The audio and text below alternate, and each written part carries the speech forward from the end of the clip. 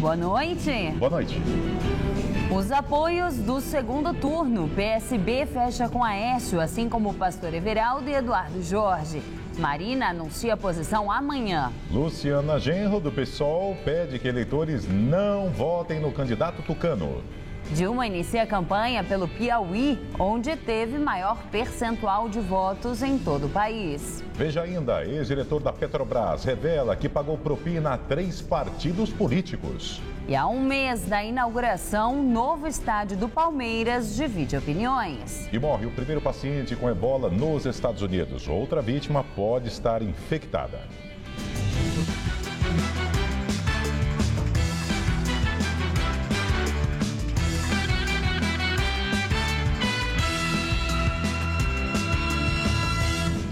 Daqui a um mês, a cidade de São Paulo vai ganhar um espaço para jogos de futebol e shows. Fruto da parceria entre a Sociedade Esportiva Palmeiras e uma empresa internacional de seguros, a Arena Allianz Parque está sendo aguardada com entusiasmo pela torcida alviverde. Mas, apesar da valorização dos imóveis, os moradores da vizinhança estão preocupados. Eles temem que haja mais barulho e congestionamentos na região. Em nome do Palmeiras, tem gente nos ares. Não é bem emoção, não, é trabalho mesmo. São os ajustes finais da nova arena. Grama verdinha, telões instalados, arquibancada pronta, vestiários completos. Com capacidade de 43 mil lugares para jogos e 55 mil para shows. Oferece mais espaço para cadeirantes, sistema de segurança de reconhecimento facial, captação de água para reuso. Os palmeirenses podem começar a fazer a contagem regressiva. Se tudo sair conforme o programado, em um mês, o novo estádio do Palmeiras abrirá as portas em grande estilo. A previsão é um jogo entre Palmeiras e o Atlético Mineiro no dia 8 de novembro. Até lá, alguns eventos testes ainda serão feitos para garantir a segurança de quem vier aqui e a liberação dos documentos oficiais. Mas, apesar do clima de festa aqui dentro, do lado de fora, já tem vizinho preocupado. Dona Maria Antonieta entrou na justiça, pediu investigação da obra. Ela é presidente da Associação dos Amigos de Vila Pompeia e está inconformada. Não quer sair do bairro onde passou praticamente a vida toda, mas prevê o caos quando o estádio voltar a funcionar. Em dias de jogos, o barulho é tão infernal quando tem gol que os vidros balançam. A Zona Leste com a Oeste tranca. Ninguém chega do trabalho, ninguém chega em casa. Nas ruas próximas à arena, parece que muita gente não quis ficar para ver, não. São dezenas de placas de venda ou de aluguel em sobrados antigos. O corretor de imóveis explica que morar aqui vai ser cada vez mais difícil e que o único interesse surge de comerciantes que, por enquanto, querem ver o que vai acontecer para fechar negócio depois. Tanto está que eu tenho 7 imóveis nesse quarteirão para alugar. 3 ou 4 quadras mais distante, a história muda. Ana Paula veio há 2 anos para o bairro. E apesar de corintiana, não tem do que se queixar. O estádio do Verdão fez o prédio onde vive valorizar 20%. Quando aparece um apartamento para vender é muito rápido. Não fica nada desocupado. No Palmeiras, o discurso é de paz. Segundo a porta-voz da construtora, as reivindicações dos vizinhos foram ouvidas e o entorno também passou por melhorias. A gente modernizou o entorno em termos de fluxo de trânsito, com novos semáforos. Na questão do som, por exemplo, a gente colocou uma vedação, que é uma tecnologia também bastante moderna, para minimizar o impacto do som. O bairro do Morumbi deve receber, a partir de hoje, um reforço de 80 policiais militares. Assaltos e arrastões têm deixado os moradores assustados na região. Assustada, a moradora prefere não mostrar o rosto. O marido dela estava entre as vítimas que sofreram um arrastão em um clube de futebol no Morumbi na semana passada. Ameaçaram de matar quem não entregasse as coisas de valor que estavam dentro da mala, né? O quê, por exemplo? O celular, carteira, dinheiro, o que fosse. Ele contou que teve amigos que tinham dinheiro, deu R$1.000, celular, que hoje em dia é o que eles mais querem. Durante meia hora, mais de 70 pessoas foram roubadas e mantidas reféns pelos bandidos. 9 homens e 3 mulheres que fugiram na direção da favela. A polícia ainda tenta identificar os assaltantes. 3 meses antes do roubo do marido, foi ela quem sofreu o ataque. Estava no carro, no trânsito na Avenida Giovanni Gronchi. E era por volta de 6h30 da manhã, alguma coisa assim. Um cara veio, quebrou o vidro do passageiro, não sei se com alguma coisa na mão. Praticamente entrou dentro do carro e começou a pegar em mim, gritando comigo e pedindo a bolsa, celular. Foi na mesma avenida onde, na última segunda-feira, uma quadrilha fez um roubo em série. 9 pessoas foram assaltadas. Estavam a pé na calçada, em pontos de ônibus, chegando em casa e também no táxi. A polícia conseguiu pegar os 3 bandidos que agiam num carro roubado. Só que 2 deles já tinham sido presos por roubo e foram soltos. E também agora não devem ficar muito tempo na cadeia. A primeira coisa que ocorre justamente é isso, é você inibir a ação do criminoso.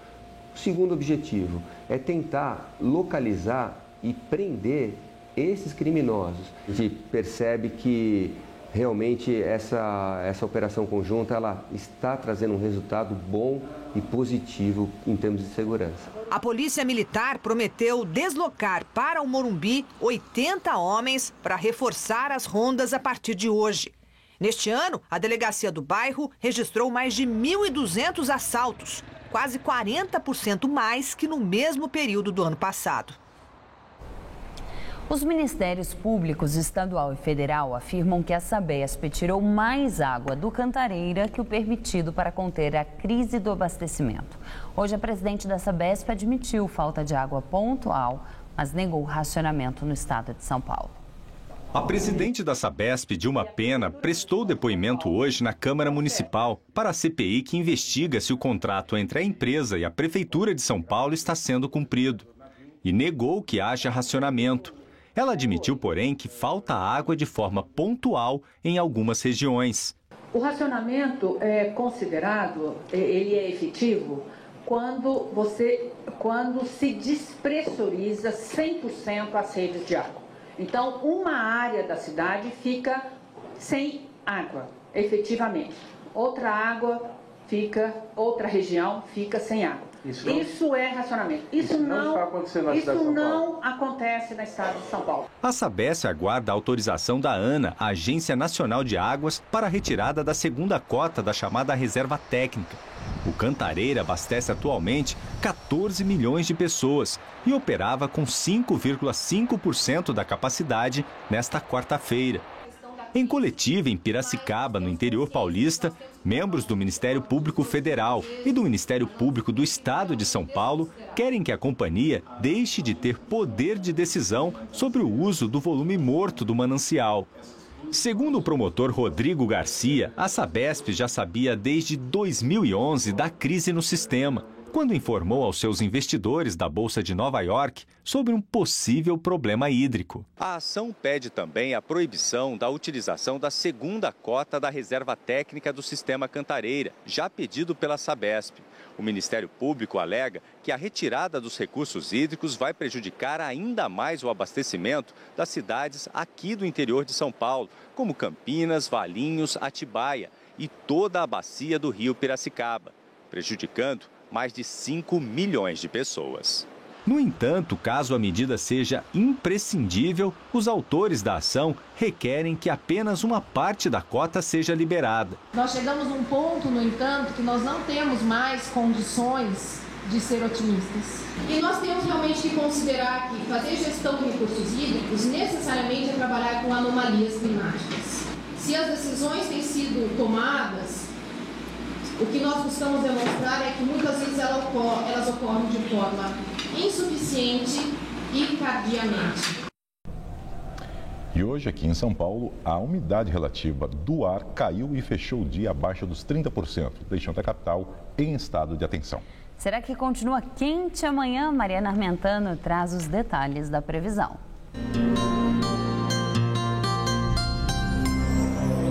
Sem chuva prevista, a umidade cai em todo o estado e as temperaturas ficam altíssimas.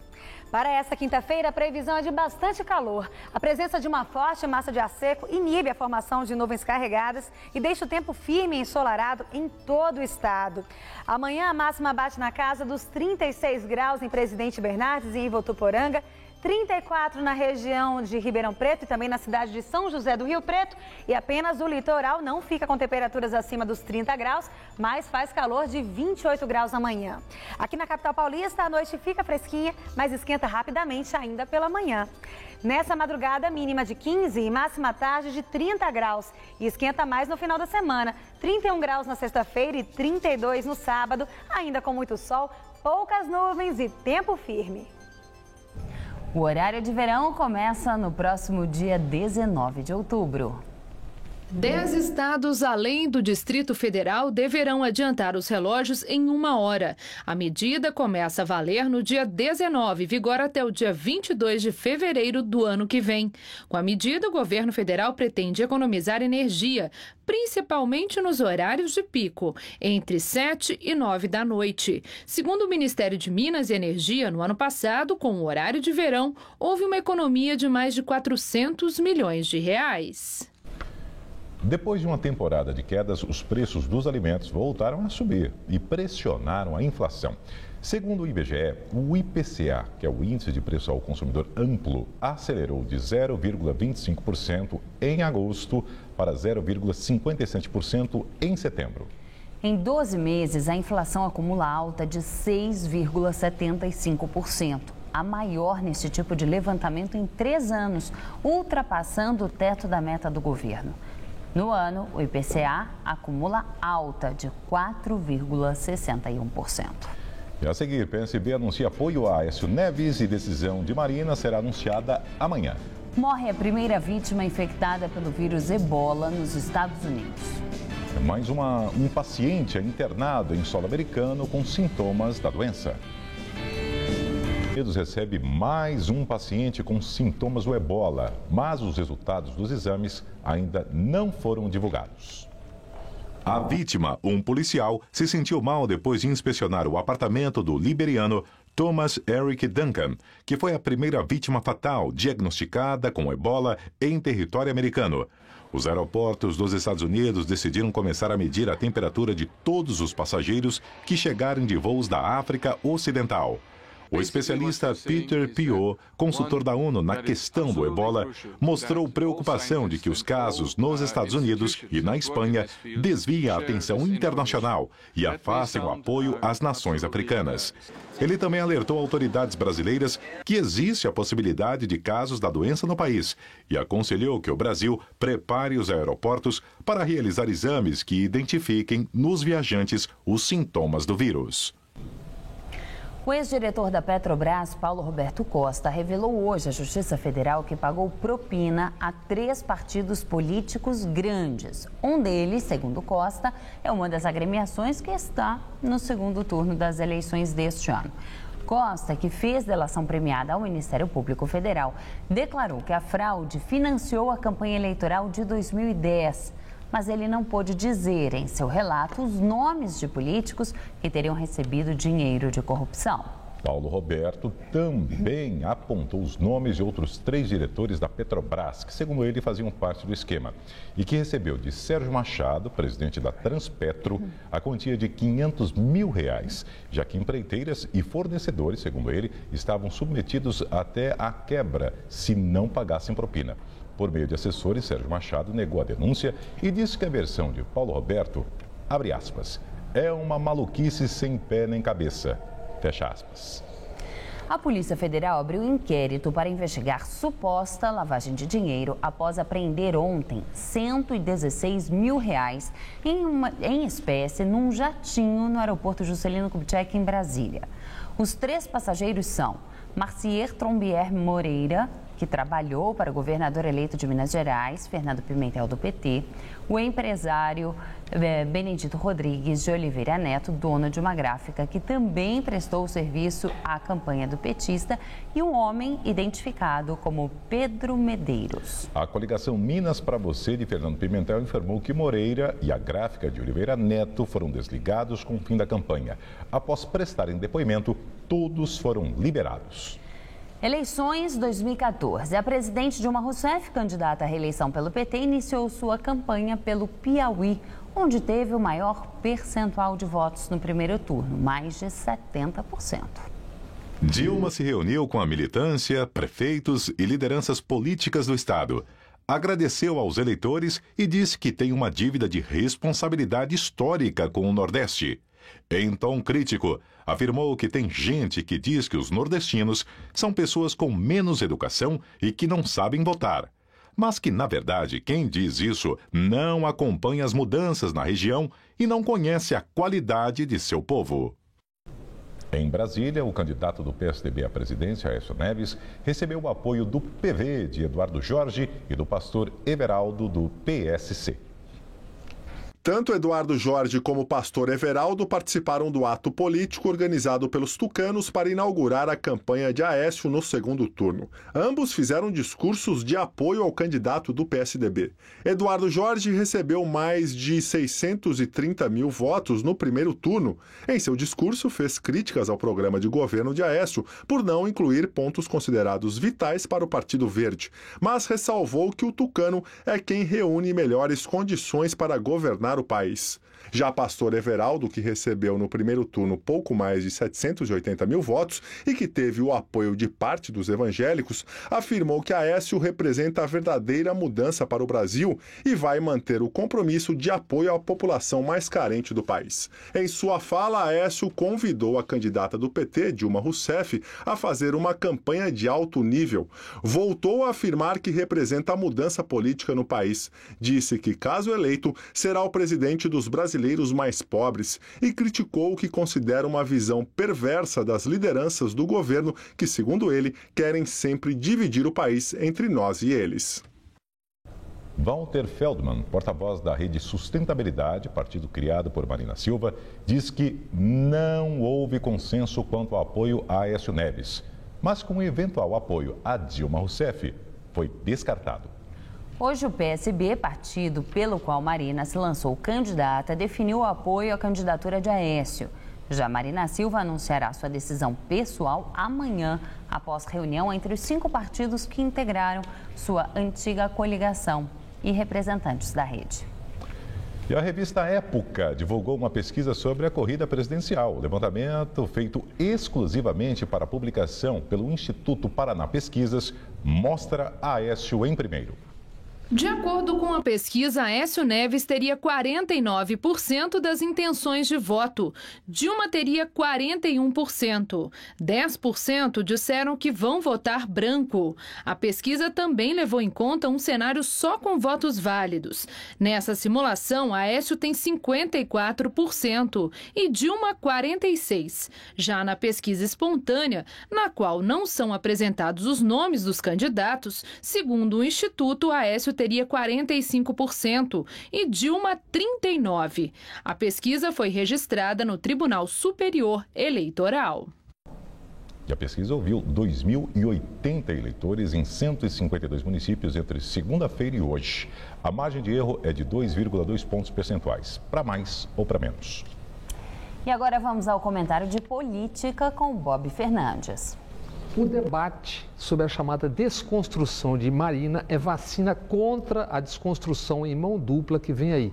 A vacina caso Marina é tentativa de criar barreira e desgaste para ataques futuros, que serão mútuos. Toda campanha no mundo tem proposição e negação. A cada ideia ou fato proposto ou acontecido vem a crítica, positiva ou negativa. A isso se pode chamar desconstrução ou debate político. A mídia, claro, gostaria de reservar apenas para si o poder de construir e desconstruir candidatos. Ora, quando Marina alega ser a nova política, está, é óbvio, desconstruindo adversários e sua velha política. Quando o banqueiro Roberto, irmão de Neca Setúbal, taxou de medíocre o governo, liberou o marketing de Dilma para fustigar ligações de Marina com o capital financeiro. O escândalo da Petrobras é e será alvo central. Paulo Roberto Costa recomeçou a depor munição contra quem tem responsabilidade política no caso, o governo Dilma. Advogados acompanham a delação. Com ou sem prova, tudo vazará até as manchetes e repercutirá na campanha. O chamado mensalão do PT e seus presos voltarão a cartaz. De outro lado, reestreia o chamado mensalão do PSDB mineiro. A origem, interceto com metrô e trens de São Paulo e aeroporto mineiro. Assim como escândalos do PSDB que nunca foram a julgamento. Compra de votos para a reeleição de Fernando Henrique e privatizações. A michuruca macroeconomia de hoje terá como resposta a quebradeira da economia no Brasil de FHC 2, ou vice-versa. Lembrarão que o vice de Aécio, Aloysio Nunes, foi o único senador a votar contra cotas raciais. Dilma já disparou contra fantasmas do passado e Aécio elencou os monstros do presente. Fernando Henrique opinou: Dilma está gordinha. Isso fará sucesso em certos circuitos. Outra frase do ex-presidente não ajuda Aécio junto ao chamado povão. Disse Fernando Henrique: o PT está fincado nos menos informados, que coincide serem os mais pobres e habitarem nos grotões. Boa noite. E hoje a candidata do PSOL, Luciana Genro, não declarou apoio a nenhum candidato, mas pediu para não se votar em Aécio Neves. Luciana falou após reunião da Executiva Nacional do PSOL em São Paulo. Disse que os militantes do partido foram liberados para votar nulo, branco ou na presidente Dilma Rousseff. Quarta colocada no primeiro turno com mais de 1,5 milhão de votos, Luciana comentou que o posicionamento não simboliza um apoio velado a Dilma. Ela afirmou que Aécio simboliza o retrocesso e Dilma é continuismo conservador. Luciana acrescentou que o PSOL vai continuar como oposição independentemente do governo eleito e que não há hipótese nenhuma de seu partido compor o governo da petista. Luciana se recusou a declarar seu voto pessoal em respeito à posição tomada pelo PSOL. Em depoimento à CPI da Petrobras, ex-contadora do doleiro Alberto Youssef cita políticos que teriam negociado com ele. Youssef está preso. Na semana passada, assinou um acordo de delação premiada com o Ministério Público e a Justiça. Segundo Meire Posa, em março deste ano, Youssef buscou o apoio do presidente do Senado, Renan Calheiros, do PMDB de Alagoas, para que os fundos de pensão dos Correios e da Caixa Econômica Federal investissem 50 milhões de reais em uma de suas empresas. Mas os aportes não aconteceram, porque o doleiro foi preso logo após o acerto. Ela também citou o deputado Luiz Argolo, do Solidariedade da Bahia, André Vargas, sem partido, do Paraná, o ex-ministro das Cidades, Mário Negromonte, do PP, e o ex-diretor da Petrobras, Paulo Roberto Costa, como beneficiados pelo esquema de lavagem de dinheiro do doleiro. Ela também revelou que recebia dinheiro para pagar multas do mensalão petista. O seu Enivaldo Quadrado me pediu sim para receber 15 mil reais durante alguns meses, que era um valor que ele recebia de um jornalista chamado Breno Altman, em que ele me dizia que era o PT pagando a multa dele do mensalão. Ex-sócio da corretora Bônus Banval, Enivaldo Quadrado, foi condenado no mensalão petista a pagar multa de 300 salários mínimos, além de prestar serviços comunitários. Em nota ao Jornal da Gazeta, o jornalista Breno Altman diz que recebeu Enivaldo Quadrado e Meire Posa em sua casa em 2 ocasiões, mas para obter assessoria contábil para exportação de serviços. Ele afirma que as declarações de Meire Posa são fantasiosas e que pediu ao advogado dele que analisasse o depoimento da contadora na CPI da Petrobras, a fim de se tomar medidas jurídicas cabíveis. Já a assessoria de imprensa de Renan Calheiros negou que o parlamentar tenha feito lobby junto ao fundo de pensão para beneficiar a empresa de Alberto Youssef. Segundo a assessoria de Renan, o senador não conhece e nunca ouviu falar em Youssef antes do nome dele aparecer nos jornais. Bombardeios da coalizão internacional na Síria levam o Estado Islâmico a recuar de uma cidade na fronteira com a Turquia. Os milicianos curdos que protegem a cidade síria de Kobani, perto da fronteira com a Turquia, afirmam que os bombardeios provocaram o primeiro recuo dos jihadistas em 3 semanas de confrontos. O exército americano avalia que pelo menos 45 jihadistas morreram em 6 ataques aéreos. A coligação militar internacional prossegue com os bombardeios sobre a Síria e também sobre o Iraque, agora com caças e aeronaves não tripuladas da Grã-Bretanha e da Holanda.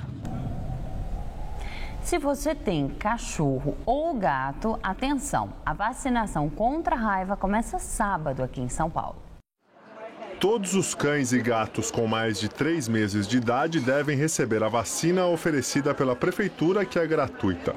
A campanha vai até o dia 24 deste mês. A cidade vai contar com 2.158 postos de vacinação que irão funcionar das 9 da manhã às 5 da tarde.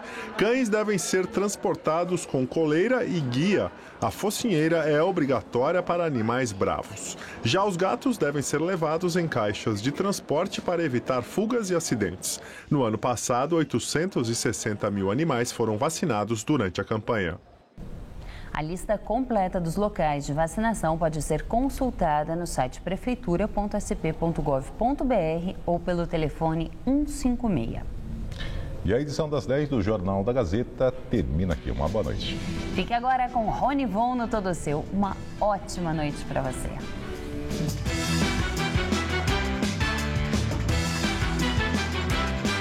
Logo mais, 11h30 da noite, Sofia Reis leva o pai Nando Reis para grafitar pela primeira vez no Eu Nunca. Assista agora Todo Seu.